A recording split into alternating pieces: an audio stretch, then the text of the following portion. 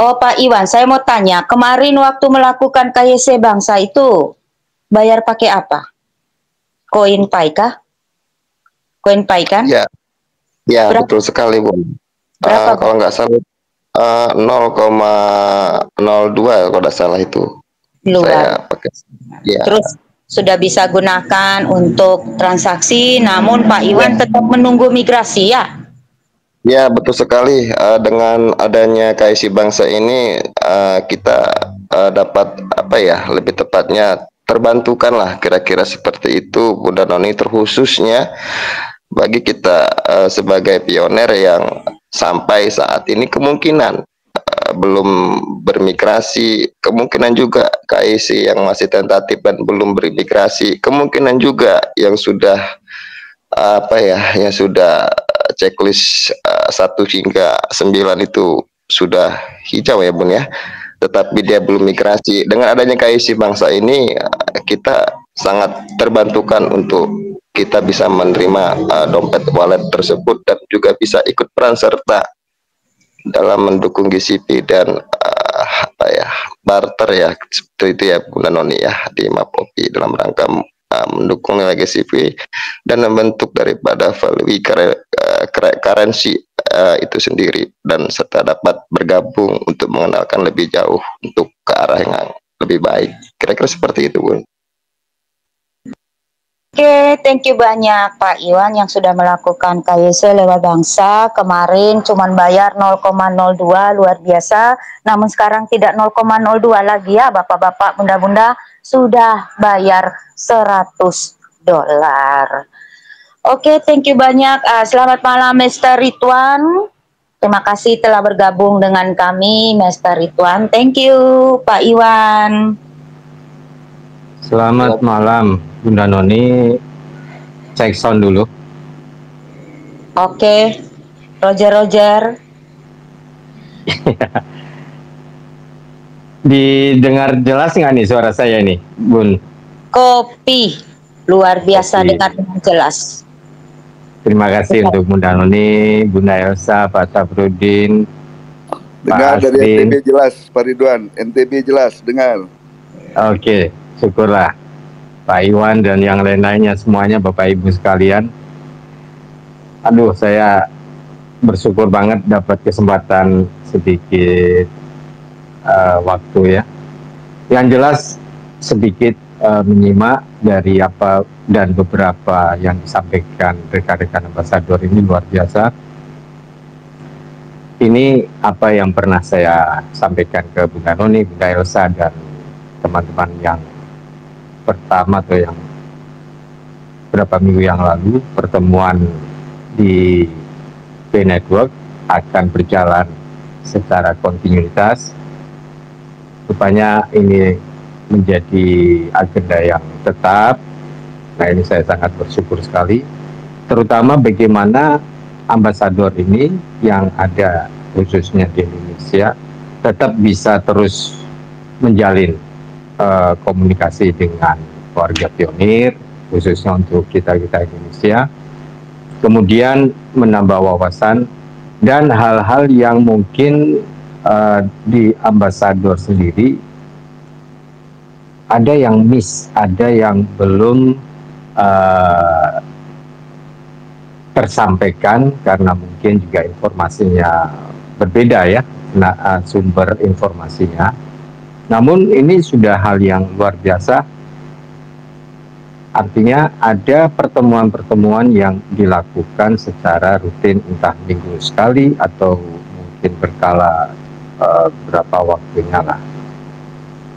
Bapak-bapak, ibu-ibu sekalian semuanya, terutama Bunda Noni, Bunda Elsa, dan ambasador yang lainnya, Pak Asrin, banyak hal yang sebetulnya sedang diperjuangkan oleh ambasador GCP ya, baik untuk kita ataupun mereka-mereka yang ada di luar sana.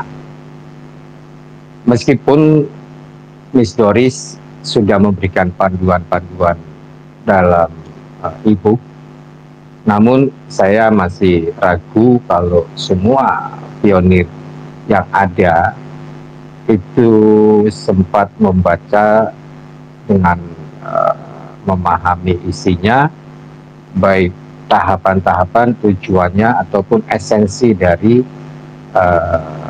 kenapa GCP Ambassador itu harus diperjuangkan. Terlepas dari itu semuanya, hal yang saya bangga, perjuangan Miss Doris dan rekan-rekan semuanya, baik Bunda Noni atau ambasador kita yang lokal di Indonesia dengan juga ambasador di luar sana, ini semakin jelas dan semakin didengar oleh publik, terutama untuk mengenai perjuangan nilai. Meskipun ada beberapa yang masih di luar pionir ya, yang masih meragukan tentang penetapan nilai GCP tersebut. Apa yang membuat mereka masih ragu? Variatif. Mereka merasa cemburu, mereka merasa menyesal, atau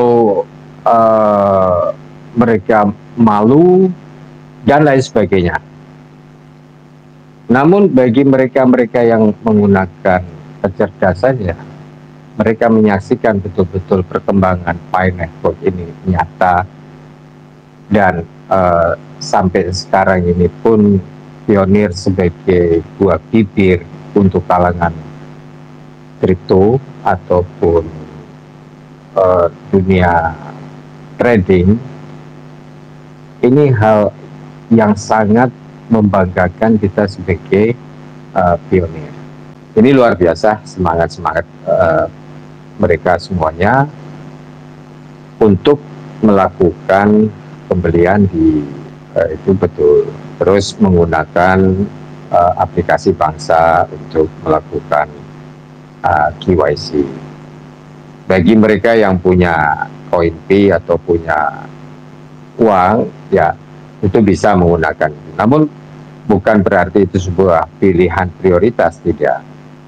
Fortin tetap memperlakukan untuk KYC internal, itu pun juga prosesnya bukan berarti Bangsa lebih baik.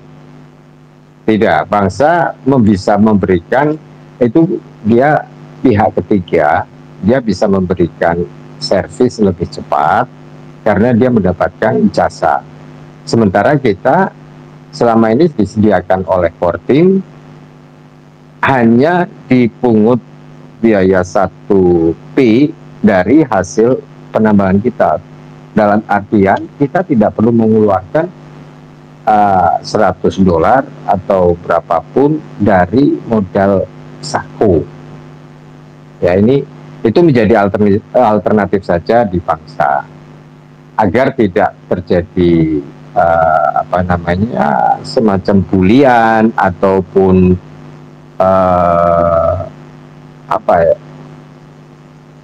hal-hal yang mungkin memicu konflik. Kalau boleh saya menyarankan, jadikan Bangsa itu sebagai pilihan, bukan menjadi anjuran. Kalau anjuran berarti sudah terindikasi pionir-pionir yang belum mendapatkan KYC harus melakukan itu kepada pihak ketiga, kepada Bangsa. Nah, ini mungkin bisa sedikit dipikirkan ya, karena Fortin sudah jelas menyediakan KYC-nya itu tetap berjalan, bukan dengan adanya Bangsa terus Fortin menghentikan proses KYC-nya, tidak.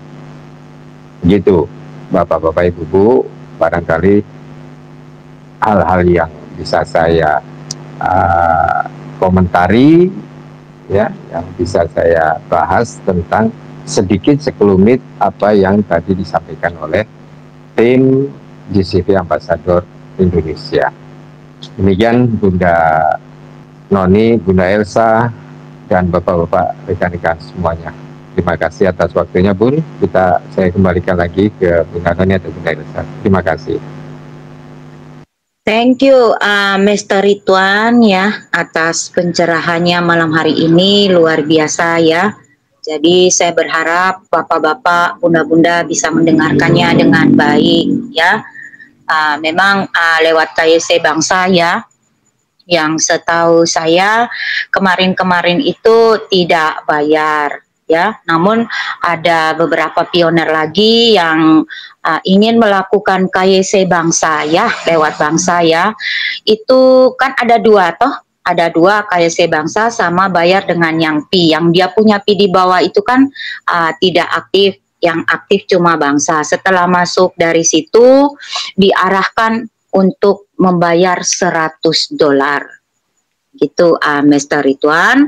Dan setelah pioner tersebut membayar, dia sudah bisa melakukannya karena dia KYC-nya tentatif, belum migrasi, tetapi dia tetap menunggu migrasi dari core team.